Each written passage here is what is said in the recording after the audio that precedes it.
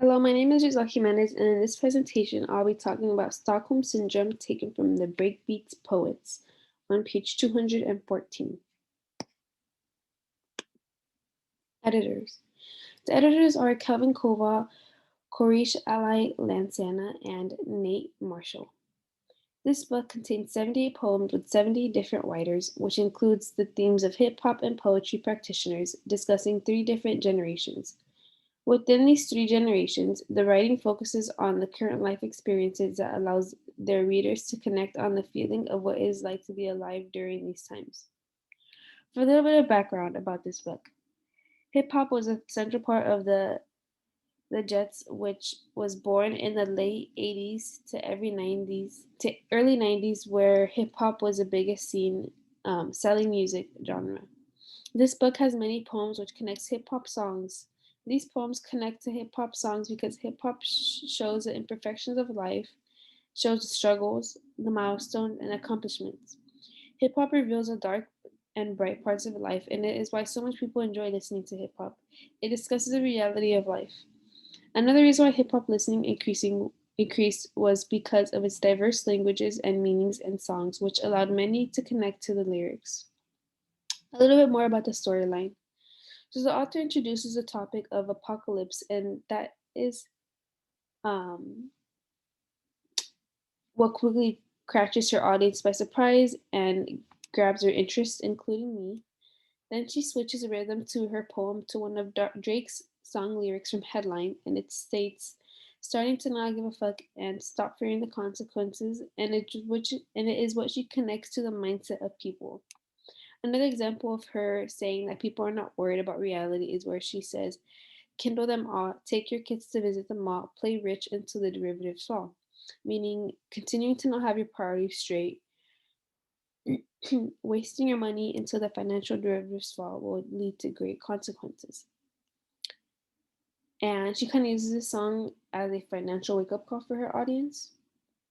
Then, to also try to wake up her audience from reality, she says, "Don't flinch when all UN are called ends." And we'll go more about that sentence in a second. About the author. The author of this specific poem is Kristina Collin, and she is the author of several plays and poems, including the one we will discuss today called The Stockholm Syndrome. She was born and raised in Chicago, and she earned a Bachelor's of Arts from the University of Chicago and a Master's of Fine Arts in Writing at the School of Art Institute of Chicago.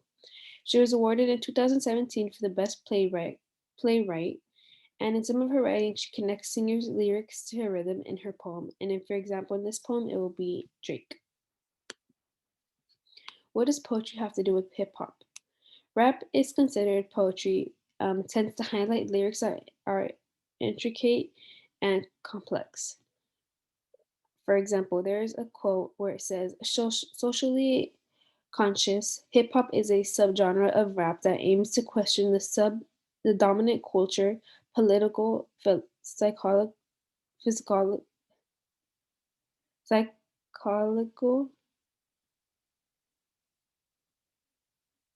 philosophical, I'm so sorry, and economic consensus. It has been a platform for young people to share their views on exploitation, prejudice, police brutality, injustice, and violence. And this is taken from a Brown Street Press website. Additionally, rhythm is something both rap music and poetry have in common.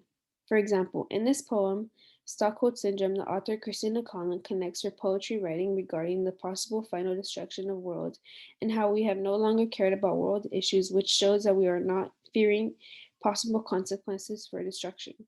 To start off her rhythm of the poem, she uses two lines from Drake, and those are, "Drinking every night because we drink to my accomplishments. Lights come on at final call, so pay me all your compliments." As she writes this poem, she presents it in a form to educate and awake her audience to get the picture of reality. She discusses the problems such as Obama allowing the bombing of Zuccotti in 2011.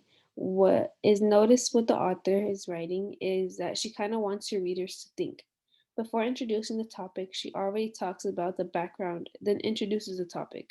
For example, she talks about someone that seems to be in control of military movements, and two lines later, she finally introduces a person who she was talking about, which was our president at the time, Obama. She also makes connection with students, where she says, "We ask no questions before signing master uh, promisers, which is a legal document in which you promise to repay your loans um, and any accrued interest and fees to U.S. Department of Education." Important settings. The location of the story was known as Teens of the United States, which was between the 2010 era and the this poem talks about the event where Obama allowed troops to bomb the Zuccotti in 2011. So that symbolizes conflict and the time this was written, which was part of those teens of the USA. Another thing to keep in mind is during these times, Republicans retake the House of Representatives as Democrats lose 63 seats. Point of view. There's throughout every sentence there's a different there's many hints of point of view being shown, and I got a few quotes. One of them says, "Before they bring the tab, and that I symbolizes first person. Drinking every night because we drink to our accomplishments. We is first person. Second person in the second line is lights come on at final call, so pay me all your compliments." And then lastly, for third person, we have all in the first line. And then, oh, I apologize. The second line should be in first person because there is the word I when it says, "Before they bring the tab, I pay with refunds from my scholarships." Conflict. In this poem, as mentioned, she discusses a master professors versus students. And the line says, "We ask no questions before signing, this document," and that's a conflict between students and uh, the master professors. Then we have Canada versus USA. In this line, she says, "Throw the ducats in the truck and drive to Canada with quickness." As mentioned before in previous lines, she kind of talks about the financial problems in the USA. And here, ducats represents financial wealth, and she's taking that financial wealth in her truck and she wants to move to Canada. And the word Canada is symbolizing kind of a safe place for her. And reality versus ignoring. She talks a lot of she tries to hint to her audience that she wants them to have to wake up from reality. And some of those hints where she tries to say that is a line where it says, "Start not giving a fuck and stop fearing the consequence," which is her saying that she sees that people are no longer, caring about, what's going on in reality, and they're not really worrying about what is the consequence of that in the future. And another one is on the brink of the apocalypse, which means if they continue this route of, ignoring what's going on in, the government and, any financial problems going on in the USA, then it's going to, start the beginning of an apocalypse. Symbols. In this poem, as mentioned, the cat is showing that the author, it's basically demonstrating wealth and like financial earnings. Flinch. The quote says, "Don't flinch when RUNs are called N on call N." Um, when an object obviously is heading towards you or comes by surprise, you flinch. And in this line of the poem, the author uses flinching to symbolize an event that will catch people by surprise. That event will be racial slurs if colored people remain silent and don't continue to fight for their lives. And not just colored people, who want to support the colored people movement and want them, to have more equality. Canada. And as mentioned in the previous slide, she explains how she wants to pack her things and move out to the US from the USA and go to Canada, which she symbolizes as a safe place, which is unlike the current USA. Some literacy devices, she says, foreshadowing, where she says, "Don't flinch when RUN are called N on call N."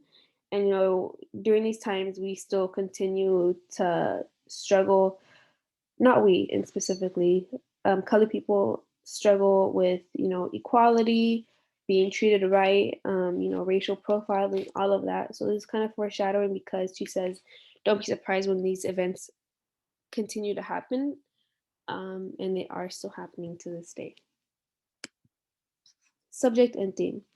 To sum up what has been stated, the author's message is to tell people to stop sleeping on reality and acting like there's no problem, because if we continue this path, we will bring the apocalypse to us, as stated in the first line of the poem.